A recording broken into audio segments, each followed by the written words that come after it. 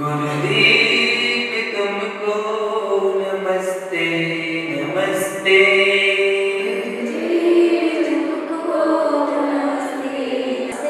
गुरुदेव तुमको नमस्ते नमस्ते।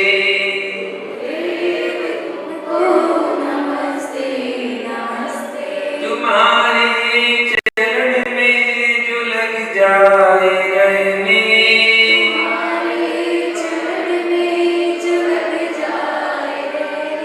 तुम्हारे चरण में जो लग जाए रहने,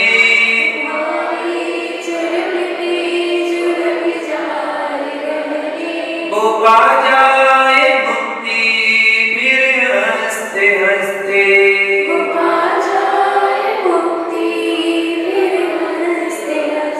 गुरुदेव तुमको नमस्ते नमस्ते।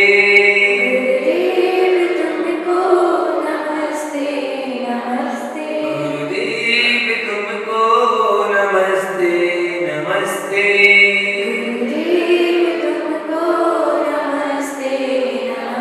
तुम्हारे चरण के परस में जो आए, तुम्हारे चरण के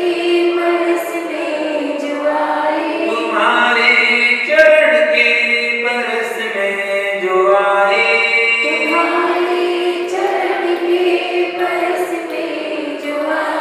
वो मिथ्या को तज के सम्यक को पाए।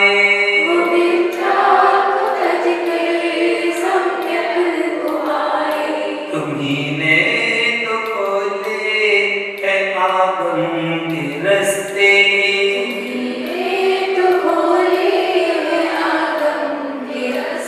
गुरुदेव तुमको नमस्ते नमस्ते।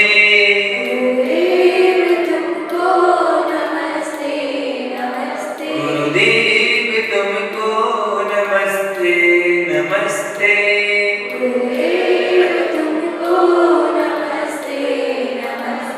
तुम्हारे चरण में मिले ज्ञान पानी,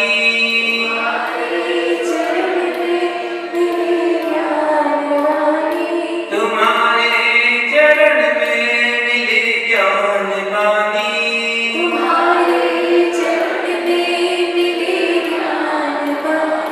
तुम्हारे चरण में कटे जिंदगानी।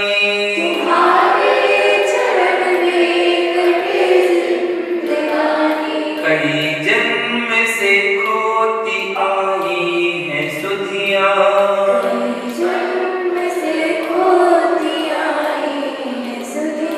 भोगों के पथ पर तरसते तरसते।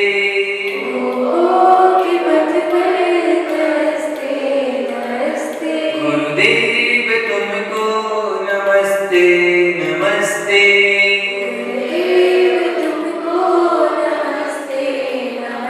गुरुदेव तुमको नमस्ते नमस्ते।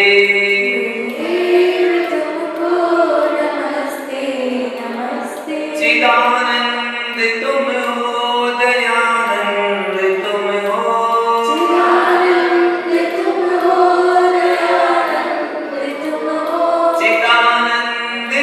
हो, दयानंद तुम हो।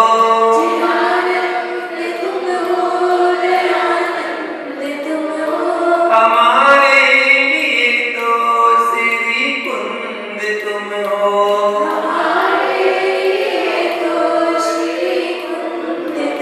उपदेश देकर निकाला है हमको,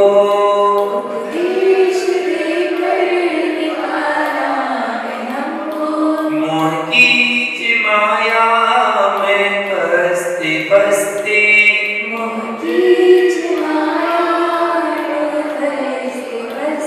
गुरुदेव तुमको नमस्ते नमस्ते। गुरुदेव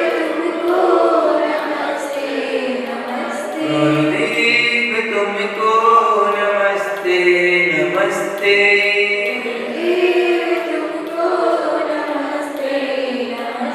नहीं पार पाया किसी ने तुम्हारा, नहीं पार पाया किसी ने तुम्हारा, नहीं पार पाया किसी ने तुम्हारा,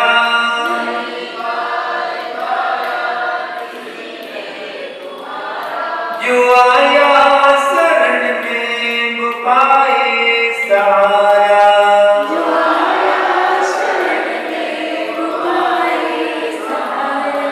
विमल सिंधु गहरा हूँ छोटी नदी सा, विमल सिंधु गहरा हूँ छोटी नदी सा, मिला लो स्वयं में आहिस्ते आहिस्ते,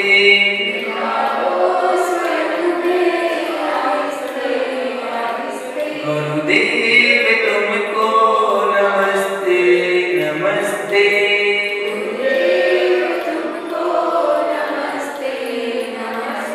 गुरुदेव तुमको नमस्ते नमस्ते,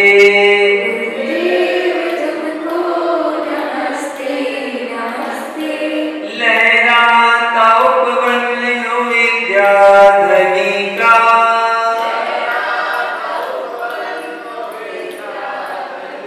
लहराता उपवन हो विद्याधनी का,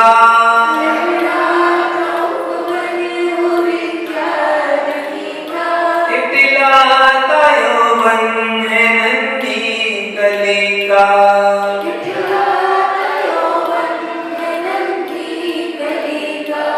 करता हूँ विनती हे विराग सिंधु गुरुवर,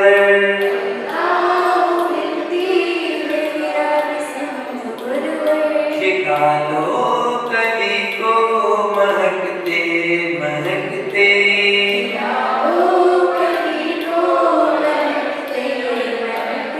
गुरुदेव तुमको नमस्ते नमस्ते, गुरुदेव तुमको नमस्ते नमस्ते, गुरुदेव तुमको नमस्ते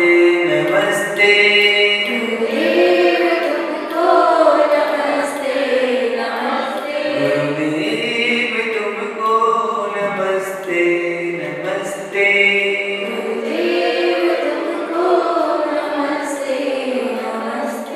जब गुरु बृहस्पति महामुनि राज की, हे भगवान, आज दिन भर में हमारे द्वारा जाने अनजाने में हमारे मूल गुणों में, हमारे उत्तर गुणों में, हमारे कर्तव्यों में, हमारे व्रतों में जो भी अतिचार, अनाचार या दोष लगे हों, उसके लिए हम सभी प्रतिक्रमण करते हैं।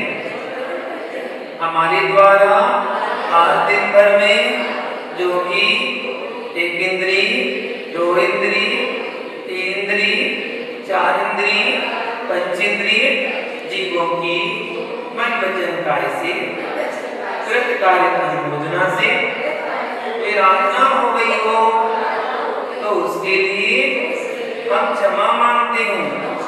हमारे द्वारा आज दिन भर में जो भी क्रोध किया गया हो, मान किया हो, मायाचारी की हो, लोभ किया हो, हिंसा की हो, झूठ बोला हो, चोरी की हो, उसील किया हो, परिग्रह जोड़ा हो, सब व्यसन किए हो, देव शास्त्र गुरु की निंदा आलोचना की हो, किसी मुनिराज की निंदा में कोई सहयोग किया हो, मेरे द्वारा जिन धर्म की अप्रभावना हुई हो, उसके लिए हम सभी मन वचन काय से क्षमा मांगते हैं।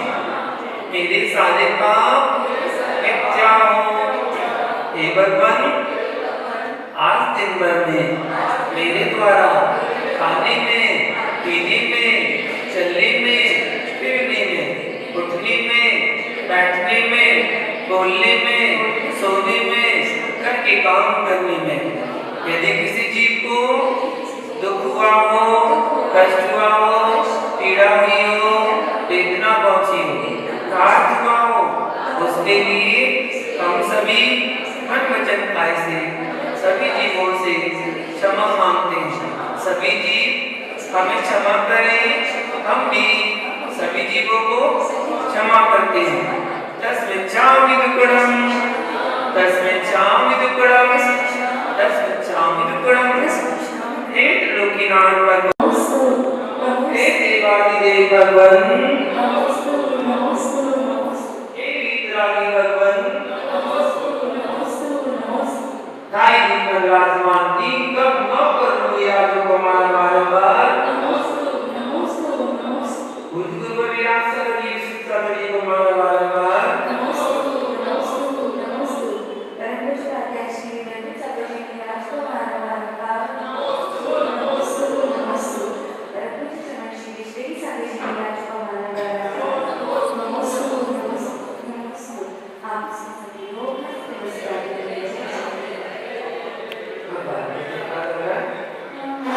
आदिनाथ भगवान की जय जय जय, चंदा प्रभु भगवान की जय जय जय, वासुदेव भगवान की जय जय जय, शांतिनाथ भगवान की जय जय जय, नेमिनाथ भगवान की जय जय जय, पारसनाथ भगवान की जय जय जय, महावीर भगवान की जय जय जय, गुरुवैया सागर जी मुनिराज की जय जय जय, गुरुवैया सागर जी मुनिराज की जय जय जय, अहिंसा विश्वधर्म की जय जय जय, गुरुवैया सागर जी मुनिराज की जय जय जय, सरस्वती चक्र की जय जय जय।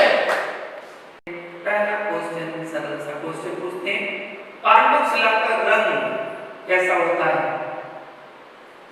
पांडव शिला का रंग कैसा होता है? कैसा होता है बताइएगा, विदाउट ऑप्शन।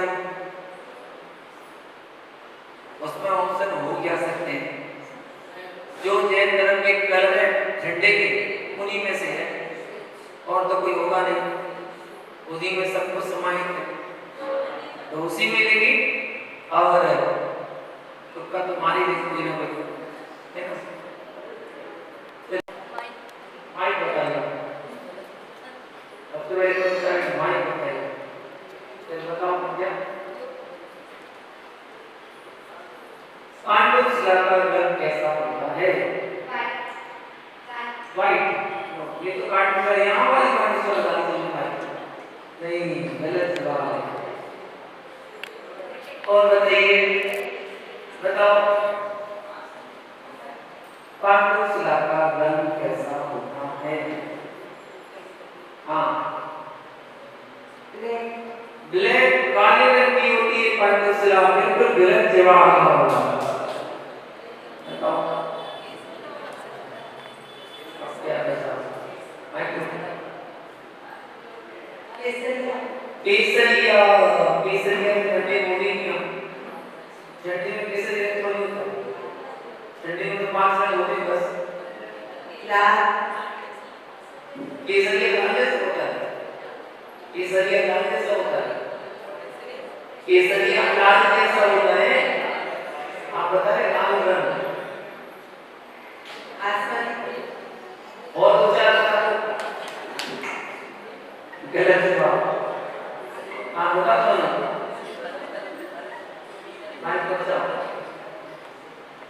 पीला कलर, एक ही बचा था क्या? एक ही बचा है, एक और बचा। हाँ बचा, ये लो पीला कलर, पीला कलर बिल्कुल सही जवाब। आपको बताना है सुमतिनाथ तीर्थंकर का जन्म कहाँ हुआ था? सुमतिनाथ 9वें तीर्थंकर, जिनका नाम पुष्पदंत भगवान भी है, ऐसे सुमतिनाथ तीर्थंकर का जन्म कौन सी नगरी में हुआ था? उसका नाम बताना है। काकंदी, बिल्कुल सही जवाब। अगला क्वेश्चन आपको बताना है, सुमेरु पर्वत के एक जिनालय में कितनी आकृतिक मूर्तियां होती हैं? सुमेरु पर्वत के एक जिनालय में कितनी आकृतिक मूर्तियां होती हैं? बताइए। 108। 108 बिल्कुल सही जवाब। 108 प्रतिमाएं।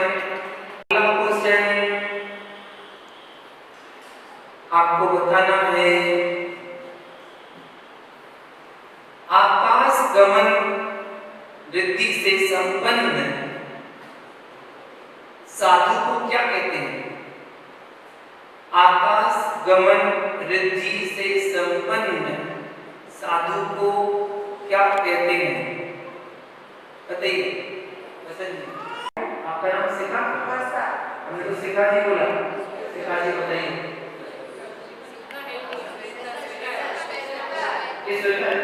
शिखा छोटी क्यों नहीं है? रिद्धिधारी दो बसा यही बोल रहे आपसे थोड़ी पूछा है, आपसे नहीं किया विकास अपने अपने नाम पर क्या? चलिए ऑप्शन सुनिएगा। राजर्षि, ऑप्शन नंबर 2 देवर्षि, ऑप्शन नंबर 3 महर्षि, ऑप्शन नंबर 4 जासूसी। हाँ, अब बताइए, चार ऑप्शन में से एक सही है, क्या कहते हैं? बताओ। नहीं करते कितने हो गए? सभी को बिल्कुल। अच्छा, अगला क्वेश्चन बताइए, आपको बताना है, वह कौन से तीर्थंकर हैं जिन्हें मात्र 6 दिन में केवल ज्ञान हो गया था? मुनि बने और 6 दिन में केवल ज्ञान की प्राप्ति हो गई। ऐसे मुनि, ऐसे तीर्थंकर का नाम क्या है?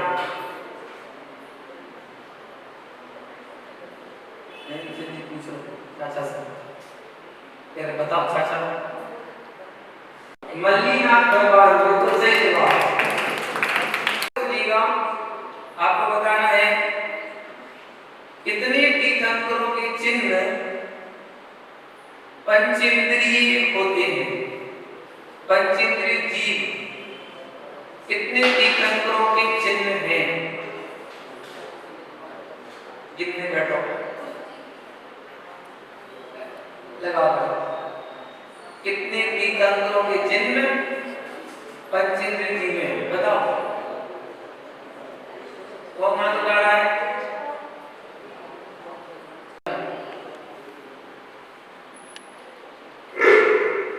आराम से, प्यार से। 5। कौन से? पेड़, पैसा, हिरण, बंदर, सांपी, सांपासनी, शेर, ये 5 दिए। गेड़ा, बकरा और मछली। 5 नहीं है? तो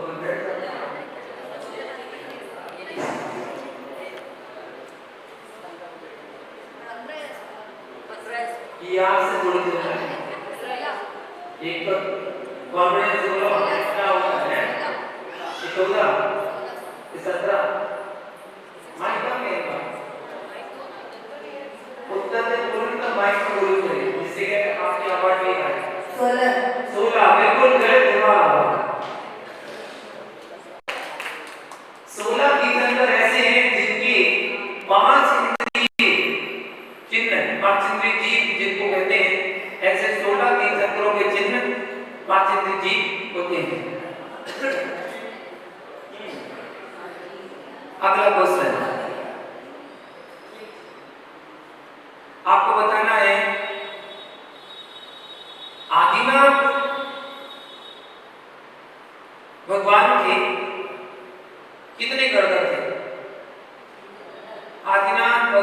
के कितने गणधर थे?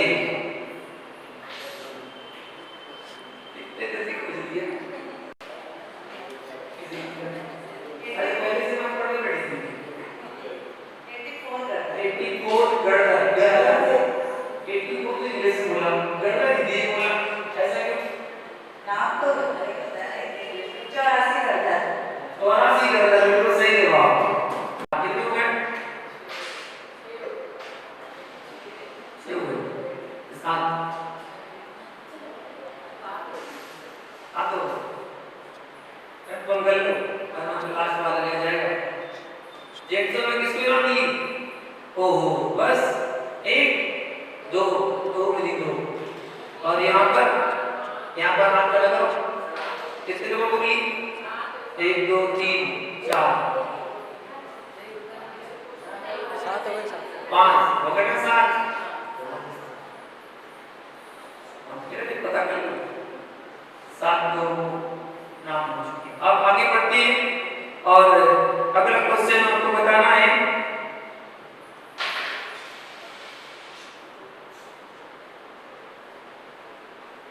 रावण कैलाश पर्वत पर कितने समय तक रहा?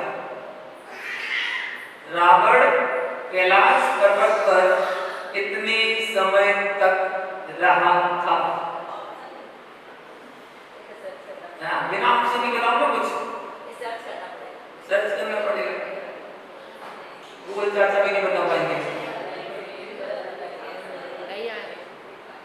हाँ, और कोई बताइए।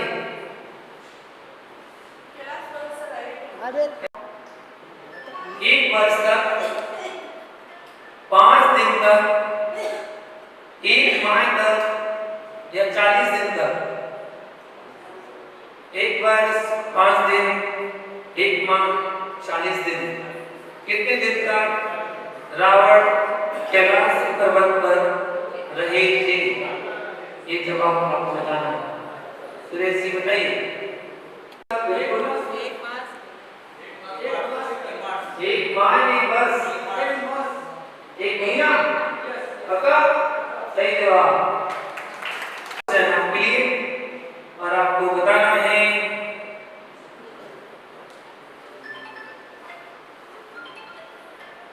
आचार सार ग्रंथ के रचयिता कौन हुए?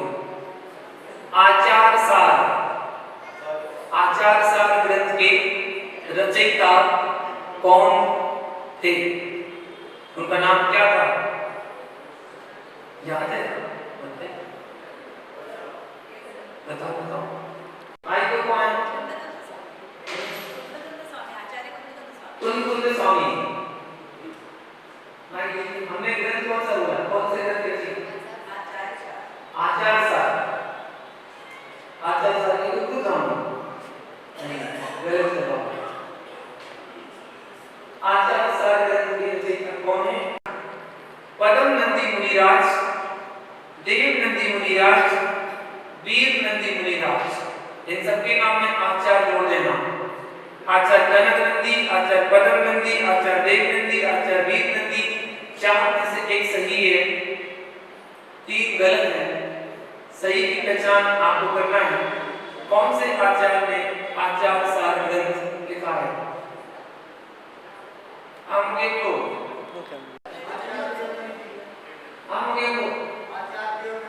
आचार्य देव नंदी। दर्शन किए? हाथ जोड़ दिए आपको। कौन से? गलत जवाब। 1 माला, फिर 1 माला, अगला क्वेश्चन गलत, 2 माला। बताइए।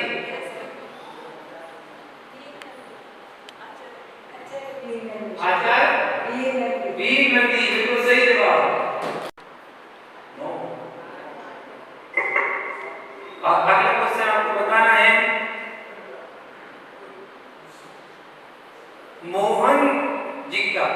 मोहनजोदड़ो का अर्थ क्या होता है? मोहनजोदड़ो का अर्थ क्या होता है? आप देखो हड़प्पा, और तेज बोलो, क्या होता है?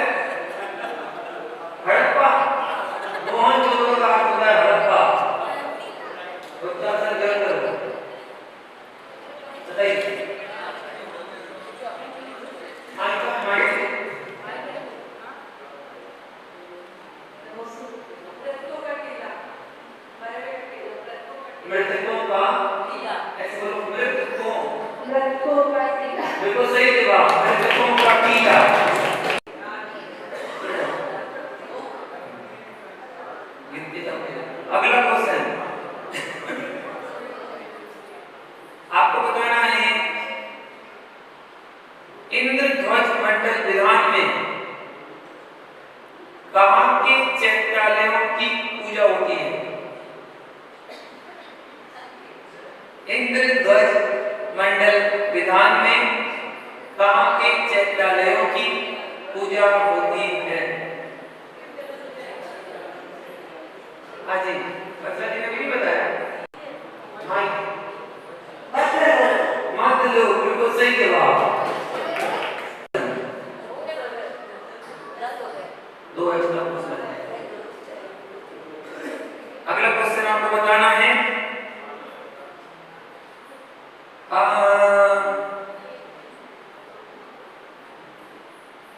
22 परिसरों में 16वें परिसर का नाम क्या है? जो 22 परिसर होते हैं उसमें से 16वें नंबर का परिसर कौन सा है? भूख या मल, रोग या अज्ञान? चार में से एक सही है। भूख या मल, रोग या अज्ञान, ये चार परिसर के नाम मैंने आपको बताए, उनमें से एक सही है। 16वें नंबर का परिसर कौन सा है? रोग। किताब में बिल्कुल सही जवाब। एक अंतिम क्वेश्चन, सामान्य क्वेश्चन, जीके का क्वेश्चन है, सुनिएगा। किस देश पर ब्रिटेन ने 156 वर्ष तक शासन किया था? किस देश पर ब्रिटेन ने 156 वर्ष तक शासन किया था? उस देश का नाम? खड़े हो जाओ। भारत को ऑप्शन दिए कहीं से विकास हुआ। हांगकांग, बिल्कुल सही जवाब। एक एक करके नोटबुक पहुंचते जाओ।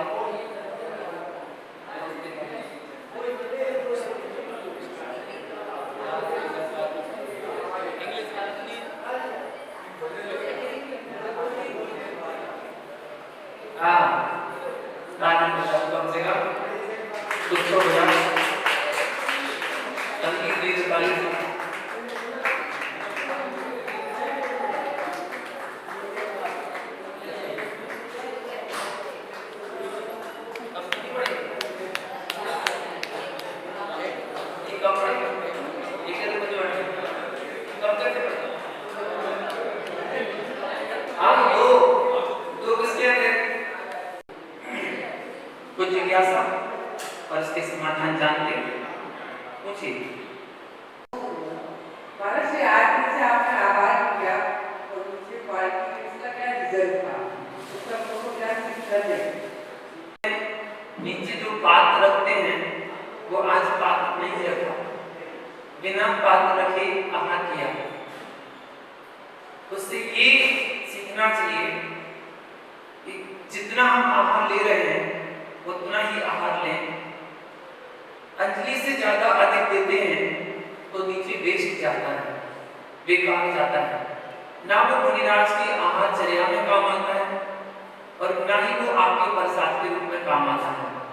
वो केवल नाली में ही जाता है, फेंकने के काम आता है, वेस्ट हो जाता है, किसी के काम का नहीं रहता। जब नीचे पात्र रहता है तो देने वाले को कॉन्फिडेंस होता है और देने वाले को कॉन्फिडेंस होता है कि गिरेगा तो नीचे तो गिरेगा, इसलिए देने वाला झटपट करके देता है और लेने वाला सावधानी नहीं बरतता है, इसलिए उसकी अंजलि से भी गिरता है। तो जितनी आवश्यकता हो उतना ही ले, वेस्ट ना हो। इसलिए वो परीक्षा थी कि देखिए आज कितना गिरता है अपने हाथ से और गिराने वाला कितना गिराता है, आज पता चलेगा। तो इसलिए आज ऐसा था और कोई कारण नहीं। हाँ जी, एलएल साइड को उपाय दोनों में क्या है? इसका विस्तार बताइए। परमेष्टि 5 परमेष्टियों का उल्लेख आचार्यों ने किया है। परम सिद्ध आचार्य उपाध्याय साधु, ये 5 परमेष्टि होते हैं। ये सब व्यवस्था के लिए है। इन सब व्यवस्थाओं में नमोकार मंत्र में पाठ करने चाहिए, जो समाहित किए गए वो पाठ करने चाहिए। लेकिन आचार्यों के संग जब बड़े हो जाते हैं तो अपनी व्यवस्थाओं को सौंपते हुए लघु आचार बनाते हैं, उनसे छोटे। तो लघु आचार में कल्पाचार, बालाचार, एलाचार आदि उपाधियां दी जाती हैं। एला मतलब छोटे, चार मतलब चार, छोटे आचार्य।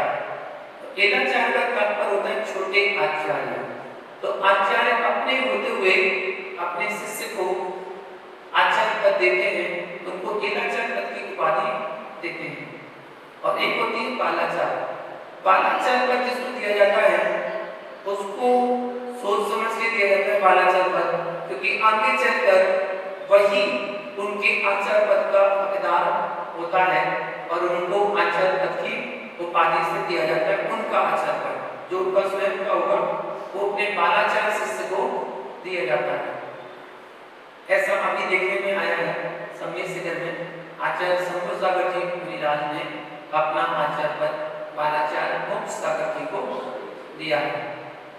तो ये परंपरा है। तो ये व्यवस्थाएं कहलाती हैं। संत व्यवस्थाओं के लिए ये पद नियुक्त किए जाते हैं।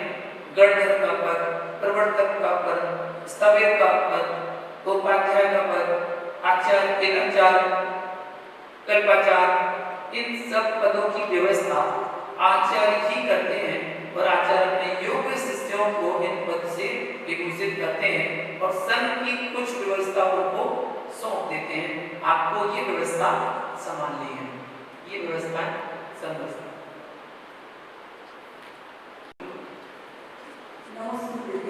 हम 16 करण व्रत में 16 उपवास भी करते हैं, 32 उपवास भी हम 16 करण व्रत ही कहते हैं, ऐसा।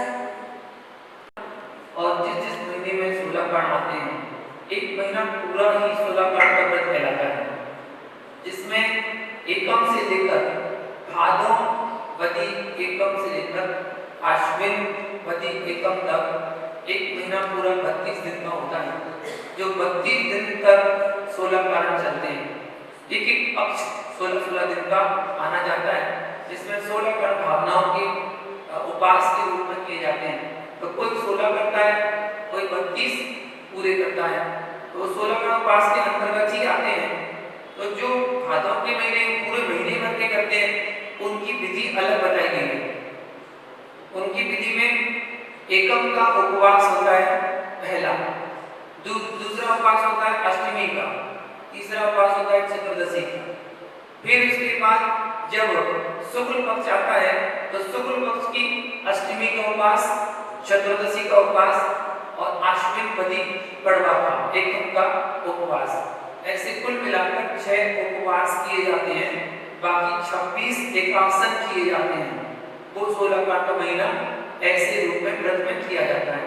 और जो केवल 16 करण करते हैं उन 16 करण में 16 उपवास भी करते हैं, 16 एकासन भी करते हैं, 16 निर्जल उपवास भी करते हैं, कोई जल लेकर भी उपवास करता है। तो जिसकी जितनी सामर्थ्य है उसके अनुसार करते हैं। दोनों प्रकार की विधियां व्रत वैभव नाम की पुस्तक में उपलब्ध है।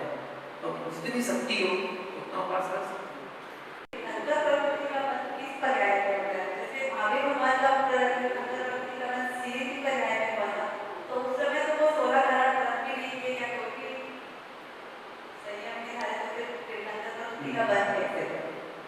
शिव की पर्याय संयम की प्राप्ति हुई थी। तीर्थंकर कर्म प्रकृति का जो बंध होता है उसका मूल नियम जो है वो केवली या श्रुत केवली के पाद मूल में ही बंद होता है। जब केवली श्रुत केवली का सानिध्य मिलेगा तब जीव 16 करण भावनाओं का भावना चिंतन करेगा, 16 करण भावनाओं को खाएगा, तब उस समय तीर्थंकर कर्म प्रकृति का बंध होता है। उनकी केवली और श्रुत केवली के अभाव में तीर्थंकर कर्म प्रकृति का बंध नहीं बनता। मठ के जीवन में समय दर्शन किस क्रिया में प्राप्त होता है? जिस समय जब वो हताश हो गए, हताश होने के बाद जब उन्हें यथार्थ का बोध हुआ कि हम किस पर उत्सर्ग कर रहे थे, तो उसी अवस्था में जब उन्हें अपने अंदर से दिलानी हुई और वो पार्स प्रभु के चरणों में वहीं पर हाथ जोड़कर विनय पूर्वक बैठ गए, तभी उन्हें समय दर्शन की प्राप्ति हुई। ऐसा वर्णन इसमें पर्याय कौन सी थी? देव की पर्याय, देव की पर्याय थी, क्योंकि वो देव पर्याय में ही उपसर्ग कर रहे थे। कमठ का तो जीव उस समय था 10 गांव पूर्व जब उसका नाम था, वो नाम था उसका कमठ। वो तो कमठ व्यवहार राशि में कहने लगे लोग कि कमठ ने उपसर्ग किया, कमठ ने उपसर्ग किया। कमठ ने उपसर्ग नहीं किया, कमठ के जीव ने उपसर्ग किया। जो 10 गांव पूर्व कमठ था, उसके जीव ने इस पर्याय में, देव पर्याय में वो था, तो देव पर्याय में अपनी देव सेना को लेकर आया था और उसने उपसर्ग किया था। दो या थल में रहने वाले और नभ में रहने वाले, ऐसे 3 प्रकार के पंचेंद्रिय जीव होते हैं। अर्थ की अपेक्षा शुद्ध ज्ञान की कितनी संख्या होती है? अर्थ की अपेक्षा शुद्ध ज्ञान की संख्या कितनी होती है? अर्थ की अपेक्षा शुद्ध ज्ञान कितनी होती है? अर्थ ज्ञान की अपेक्षा क्या बोल रहे हैं? अर्थ की अपेक्षा शुद्ध की कितना संख्या होती है? उसने सही नहीं पूछ पा रहे। अर्थ की अपेक्षा श्रुत की कितनी संख्या होती है? एक श्रुत की कितनी संख्या होती है? वो अंकों में संख्या है और काउंटिंग में नहीं बताई जा सकती है कि कितनी संख्या है, करोड़ों में संख्या है। तो हमारे जितनी संख्या गिनने में लायक होती है वो एक फिक्स है। एक गाय से बड़ा 1000, 10 लाख, 10 लाख, करोड़, 10 करोड़, अरब, 10 अरब, बस इससे ज्यादा कोई का तो अंक और होंगे। उससे भी अधिक संख्या शुद्ध की संख्या होती है। वो केवल संख्या काउंटिंग होती, इतनी संख्या करना है। जब आपको पता है तो कुछ तो नहीं सकते। हमारी परीक्षा लेने का जब लोग रात में नमस्कार करेंगे तो नमो करना रात में 12 बजे रात को 12 बजे ठीक लाइट चला गया, तो क्या रात को 12 बजे देव आते हैं क्या मंदिर में? ऐसा तो प्रावधान है कि देवों के पास घड़ी हो। अब घड़ी होगी तो घड़ी देखेंगे 12 बज गए तभी देव आएंगे, ऐसा कुछ उल्लेख तो मिलता नहीं है। बाकी ऐसा होता है, कई जगह पर देखने में आता है कि देवों का आगमन होता है, आवागमन चलता है। तो किन्हीं किन्हीं मंदिरों में जब श्रावकों के द्वारा भक्ति पूर्वक नमस्कार पूजा पाठ होता है तो उनकी भक्ति के प्रभाव से देव लोग भी प्रभावित होते हैं और देव लोग भी पूजा अर्चना को आते हैं। अब पंचम काल में वैमानिक जाति के देव तो आ नहीं सकते ऊपर से, एक तो विधान है कि ऊपर वाले देव नहीं आ सकते। हाँ, भवनवासी भयंकर देव सर्वत्र विराजमान है, हर जगह विराजमान है। तो उनमें जो समय की देवी देवता हो वो आ जाए, उनमें कोई बुराई नहीं है, आ सकते हैं, संभव है।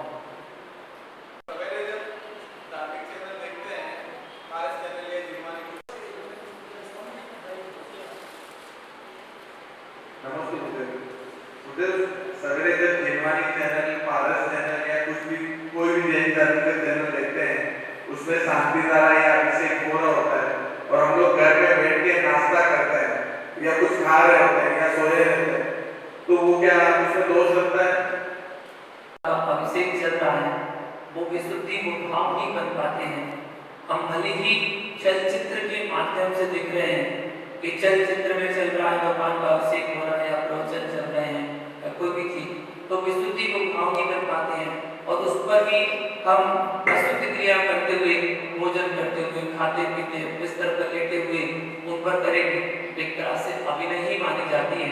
तो अगर हम इन क्रियाओं को देखें तो थोड़ी विनय पूर्वक अगर हम अच्छे स्थान पर बैठकर उनको देखें, सुने, तो विशुद्धि भी बढ़ेगी, ज्ञान भी बढ़ेगा और उसका फल भी आपको जरूर मिलेगा।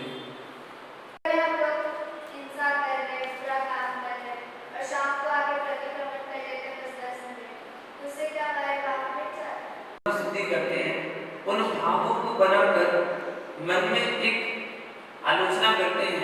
हम अपनी निंदा करते हैं भगवान के चरणों में आकर कि भगवान हमारे द्वारा दिन भर में बहुत गलतियां होती हैं, बहुत पाप होते हैं। मैं प्रार्थना करता हूँ प्रतिकोण करके कि मेरे पाप मिथ्या हो, ऐसी भावना आती है।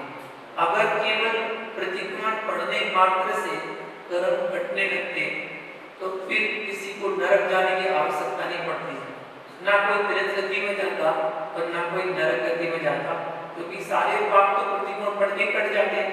तो फिर उसको देव पर्याय मिलती और अच्छे देवों का वैभव मिलता। ये अपनी विशुद्धि बढ़ाने के लिए प्रतिकोण किया जाता है और प्रतिक्रमण उनका ही होता है जो हम अनजाने में हमारे द्वारा गलती हो जाती है, उसका होता है प्रतिक्रमण। और जो जानकर करते हैं उनका होता है प्रायश्चित, वो पाप कहलाता है।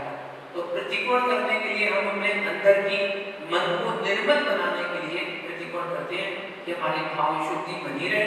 इस भावना को लेकर सुबह शाम दोनों टाइम प्रतिकोण किया जाता है। रात में स्वप्न में सोते समय अनजाने में कुछ दुस्वप्न आ जाते हैं, जो हमारी पुरानी स्मृतियां हैं, पूर्विक स्मृतियां हैं, पुराने जन्मों की स्मृतियां हैं, वो हमारे लिए स्वप्न बनकर सामने आती हैं। उन स्वप्नों में भी हमारे द्वारा हमारे व्रतों में आदि में दोष लग जाते हैं, उसका उठकर सुबह उठकर प्रतिक्रमण करते हैं और दिन भर में हमारे यहाँ कुछ गलती हो जाती है, उसका हम शाम को प्रतिक्रमण करते हैं। तो हमारे यहाँ दोनों टाइम प्रतिक्रमण करने का विधान है, जिससे आप अपनी आत्मा का प्रक्षालन कर सके, अपनी आत्मा को पवित्र करने के लिए, अपने भावों को विशुद्ध बना सके, इसके लिए प्रतिक्रमण किया जाता है। इतना ही, कल पुनः फिर मिलेंगे और कल के लिए नियम, कल योगी भक्ति पढ़ने का नियम, हिंदी की भक्तियां हैं, ये प्रतिदिन जो गुरु आदि से जुड़े हुए मैसेज जिनके पास जाते हैं उनके पास जाती है, आप उनके पास से पढ़ सकते हैं। योगी भक्ति पढ़ने का नियम और खाने पीने में कल का त्याग करेंगे। कल पापड़ खाने का त्याग, पापड़। जय गुरु पारसनाथ भगवान की।